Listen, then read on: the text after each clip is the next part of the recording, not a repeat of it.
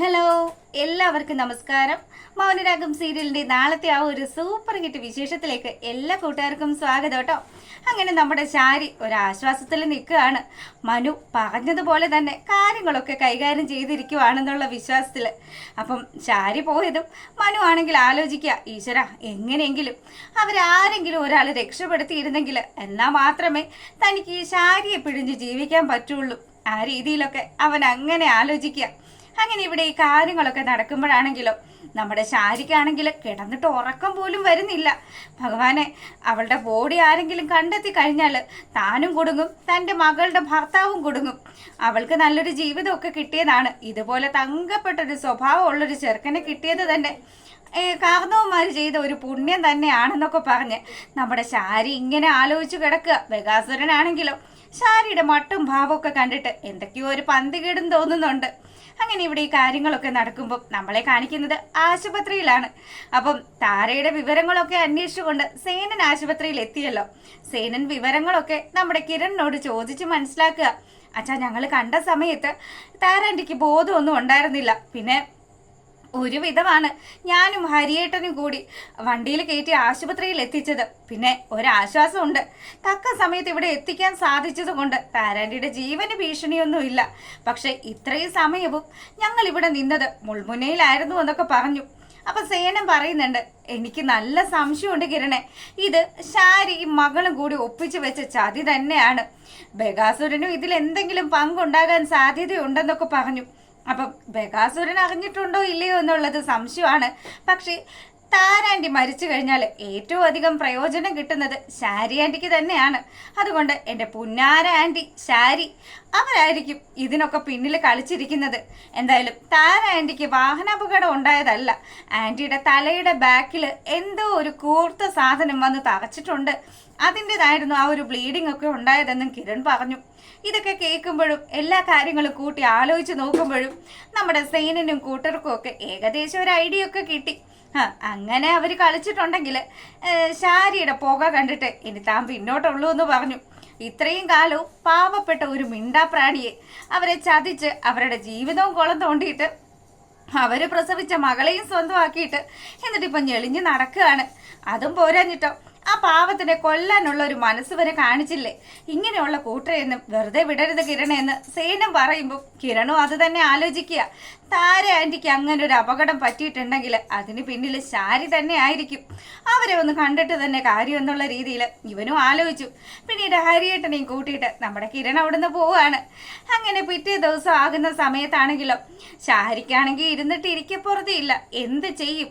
കാര്യങ്ങളൊക്കെ പ്രശ്നത്തിലേക്കാണല്ലോ നീങ്ങുന്നത്. രാവിലെ പോലീസും വീട്ടിൽ വന്നതാണ്. ഇനി അവർക്ക് എന്തെങ്കിലും ഒരു സംശയം തോന്നിയിട്ടുണ്ടാവോ? മനുമോൻ എവിടെയാ കൊണ്ട് കളഞ്ഞതെന്ന് പോലും പറഞ്ഞില്ല. ഇനി എങ്ങനെയാവോ സമാധാനപ്പെട്ടിരിക്കുന്നത്? അപ്പൊ ഈ ശാരിയുടെ മട്ടും ഭാവമൊക്കെ കണ്ടുകൊണ്ട് നമ്മുടെ സരയും അങ്ങോട്ട് വരികയാണ്. സരയു വന്ന പാടെ തന്നെ ശാരിയോട് ചോദിച്ചു, അമ്മേ ഇത് എന്താ അമ്മേ, ദേ ഈ പാലൊക്കെ തിളച്ചു പോകുന്നത് അമ്മയ്ക്ക് കാണുന്നില്ലേ എന്ന് ചോദിച്ചു. അയ്യോ മോളെ ക്ഷമിക്കടി, ഞാൻ ഈ അടുക്കളയിൽ നിന്ന സമയത്ത് വേറെ ചില കാര്യങ്ങളൊക്കെ ആലോചിച്ചു. അമ്മേ സത്യം പറയും, അമ്മയ്ക്കും അച്ഛൻ്റെ പോലെ എന്തെങ്കിലും അസുഖം ഉണ്ടോ എന്ന് ചോദിക്കുക. ഒന്ന് പോടിയെന്നും പറഞ്ഞ് ശാരി ദേഷ്യപ്പെട്ടിട്ട് റൂമിലേക്ക് പോവാണ്. അപ്പൊ ഈ അമ്മയ്ക്ക് ഇത് എന്ത് പറ്റി എന്നുള്ള രീതിയിൽ നമ്മുടെ സരയു ഇങ്ങനെ ആലോചിക്കുകയാണ്. ശാരിയുടെ ഉള്ളിൽ ഒരുപാട് കാര്യങ്ങൾ കിടന്ന് ഇങ്ങനെ ഓടുകയാണല്ലോ. അങ്ങനെ ആ ഒരു കാര്യങ്ങളൊക്കെ ഇവിടെ നടക്കുമ്പോഴാണെങ്കിലും നമ്മളെ കാണിക്കുന്നത് നമ്മുടെ പ്രകാശനെയും പുന്നാരമോൻ രാജകുമാരനെയും ഒക്കെയാണ്. അപ്പം ഇവനാണെങ്കിലോ നമ്മുടെ വിക്രം വന്നിട്ട് നമ്മുടെ കാർത്തികയുടെ അടുത്ത് വന്ന് സംസാരിച്ചു. അതെ, എനിക്ക് ഒരുപാട് സന്തോഷമുണ്ട് കേട്ടോ. ഒരു ചേച്ചിയുടെ സ്ഥാനത്ത് നിന്നിട്ട് ഇപ്പതാ എൻ്റെ ജീവിതത്തിൽ വേണ്ടുന്ന കാര്യങ്ങൾ എന്നെ എങ്ങനെയൊക്കെ ഉയർത്തിക്കൊണ്ട് വരാം, ആ കാര്യങ്ങളൊക്കെയല്ലേ ചേച്ചി ചെയ്യുന്നത്. എനിക്ക് ആ കാര്യം ആലോചിക്കുമ്പോൾ ഒരുപാട് സന്തോഷം തോന്നുന്നുണ്ട്. മോനെ, എടാ ദേ നിന്റെ അച്ഛനെ ഞാൻ എൻ്റെ സ്വന്തം അച്ഛനായിട്ടല്ലേ കാണുന്നത്. അതുപോലെ തന്നെ നീ എനിക്ക് സ്വന്തം കൂടപ്പറപ്പ് തന്നെയാണ്. പിന്നെ നിന്റെ രക്തത്തിൽ ഉണ്ടായിരുന്ന നിന്റെ കൂടപ്പറപ്പുകൾ നിന്നെ ചതിച്ചു എന്ന് വിചാരിച്ച് ഈ ചേച്ചി നിന്നെ പാതി വഴിയിൽ ഉപേക്ഷിക്കുമൊന്നുമില്ല കേട്ടോ. അപ്പൊ ഇതൊക്കെ കേൾക്കുമ്പോൾ നമ്മുടെ പ്രകാശന് നല്ല സന്തോഷമായി. അങ്ങനെ ദാ നമ്മുടെ വിക്രത്തിന് ആ ഒരു ഓഫീസിൽ ഏറ്റവും ഉയർന്നൊരു പൊസിഷൻ തന്നെ കൊടുക്കുകയാണ്. കാര്യങ്ങളൊക്കെ ഇനി ഈ കൺസ്ട്രക്ഷൻ വർക്കുകളും കാര്യങ്ങളും ഒക്കെ നോക്കി നടത്തേണ്ടത് ഈ പ്രകാശന്റെ മകൻ, അതായത് നമ്മുടെ രാജകുമാരൻ വിക്രമാദിത്യൻ തന്നെ ആയിരിക്കണമെന്നൊക്കെ പറഞ്ഞു. മോനെ, അച്ഛൻ അന്നേ പറഞ്ഞില്ലേ നിന്റെ ജാതകത്തില് രാജയോഗം ഉണ്ടെന്ന്. അതെ, അത് സോണിയെ കല്യാണം കഴിച്ച സമയത്തല്ല, ദേ ഇപ്പോഴാണ് നിന്റെ രാജയോഗം അങ്ങ് തെളിഞ്ഞു വന്നിരിക്കുന്നത്. എന്തായാലും ഈ കൺസ്ട്രക്ഷൻ കമ്പനി നീ നല്ല രീതിയിൽ മുന്നോട്ട് കൊണ്ടുപോകണം. അങ്ങനെ പോയി കഴിഞ്ഞാലുണ്ടല്ലോ, ദേ ആ കിരണിനെയും കല്യാണിയും ഒക്കെ കടത്തി വെട്ടാൻ പറ്റും. ഈ രീതിയിലൊക്കെ നമ്മുടെ പ്രകാശൻ മകനെ അങ്ങ് ഉപദേശിക്കുകയാണ്. വിക്രമാണെങ്കിലോ എന്തൊക്കെയോ നേടിയ സന്തോഷത്തിൽ ഇങ്ങനെ നിൽക്കുകയാണ്. ഈ സമയമാണെങ്കിൽ നമ്മുടെ കാർത്തികയും അതുപോലെ തന്നെ കാർത്തികയെ കുറിച്ച് അത് കാർത്തികയുടെ ഓഫീസിൽ വന്നിട്ട് നമ്മുടെ ഹരിയേട്ടനും അതുപോലെ തന്നെ കിരണും കൂടി സംസാരിക്കുകയാണ്. അപ്പൊ കാർത്തിക പറഞ്ഞു, അതെ എനിക്ക് ഇവിടെ വന്നിട്ടും നിങ്ങളോട് സംസാരിക്കണമെന്ന് വലിയ താല്പര്യം ഇല്ലായിരുന്നു. പിന്നെ ഇന്ന് ഇവിടെ ഒരു വലിയ ചടങ്ങ് നടക്കുന്നുണ്ട്. ആ ചടങ്ങ് നടക്കുന്ന സമയത്ത് നിങ്ങളൊക്കെ ഇവിടെ ഉണ്ടായിരുന്നെങ്കിലെന്ന് ഞാൻ മനസ്സുകൊണ്ട് ആഗ്രഹിച്ചു. കാണേണ്ട കാഴ്ച തന്നെയാണ് ഇവിടെ നടക്കുന്നത്. കിരൺ ഒന്ന് അകത്തോട്ട് വരുമോ എന്ന് ചോദിക്കുക. അപ്പൊ കിരണും നമ്മുടെ ഹരിയേട്ടനും കൂടി കാർത്തികയുടെ അടുത്തേക്ക് ചെന്നു. എന്നിട്ട് കാർത്തികയോട് ചോദിച്ചു, എന്താണ് ഇവിടെ അത്രയും വലിയൊരു സംഗതി ഇവിടെ നടക്കുന്നത്? ദേ കണ്ടില്ലേ, നിങ്ങളുടെ നേരത്തെ ഉണ്ടായിരുന്ന അളിയൻ, അതായത് വിക്രമാദിത്യൻ, വിക്രമാണ് ഇനി ഈ കൺസ്ട്രക്ഷൻ കമ്പനി മുന്നോട്ട് കൊണ്ടുപോകുന്നത്. ഈ കാര്യം കേട്ടതും നമ്മുടെ കിരണാണെങ്കിൽ നന്നായി, നല്ല തുടക്കം തന്നെയാണ്. അതെ കാർത്തികേ, നിന്നോട് നേരത്തെ എനിക്ക് ചില ബഹുമാനവും സ്നേഹവും ഒക്കെ തോന്നിയിരുന്നു. പക്ഷേ ദേ ഈ നിമിഷം ഞാൻ അതൊക്കെ അങ്ങ് ഉപേക്ഷിക്കുകയാണ്. നീ നിന്റെ കുഴി സ്വന്തമായിട്ട് അങ്ങ് തോണ്ടിയതല്ലേ. ദേ ഇവനെ പോലെയുള്ള ഒരുത്തനെ കമ്പനിയിൽ പിടിച്ചിരുത്തിയിട്ടുണ്ടെങ്കിൽ ഉറപ്പായിട്ടും നിന്റെ കമ്പനിയുടെ കാര്യം ഇവൻ തീരുമാനമാക്കി തന്നോളും. അങ്ങനെയൊക്കെ നമ്മുടെ രാജകുമാരനെ കുറിച്ച് വളരെ മോശമായിട്ട് കിരൺ സംസാരിക്കുകയാണ്. കാർത്തികയാണെങ്കിലോ പ്രകാശിനെ ബോധ്യപ്പെടുത്തുന്നതിന് വേണ്ടിയിട്ട് കിരണിന്റെ അടുത്ത് തട്ടിക്കേറി സംസാരിച്ചു. അതെ കിരണേ, നീ അങ്ങനെയൊക്കെ പറഞ്ഞങ്ങ് പോയിട്ട് കാര്യമൊന്നുമില്ല.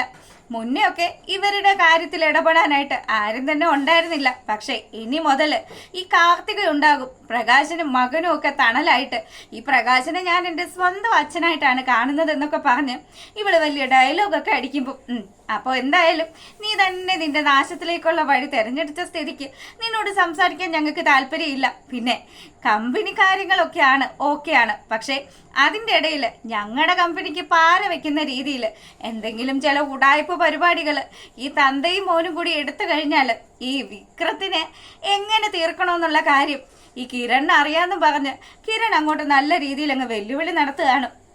ഇത് കേട്ടതും കാർത്തികയാണെങ്കിലോ നിന്നെ കൊണ്ട് ചെയ്യാൻ പറ്റുന്ന കാര്യങ്ങളൊക്കെ അങ്ങ് ചെയ്തോ. അപ്പൊ അവള് മനസ്സിലാലോചിച്ചു, ശരിയാടാ, ഈ തന്തയ്ക്കും മോനും ഒക്കെ നല്ല മുട്ടം പണി തന്നെ കിട്ടണം. അതിനു വേണ്ടിയിട്ട് നീയും അങ്ങ് പരിപാടി തുടങ്ങിക്കോ. അങ്ങനെ ഇവിടെ ഈ കാര്യങ്ങളൊക്കെ നടക്കുമ്പോഴാണെങ്കിലോ നമ്മുടെ കിരൺ നേരെ പോകുന്നത് കമ്പനിയിലുള്ള നമ്മുടെ കാദംബരിയെ കാണാൻ വേണ്ടിയിട്ടാണ്. കാദംബരിയുടെ അടുത്ത് ചെന്നു.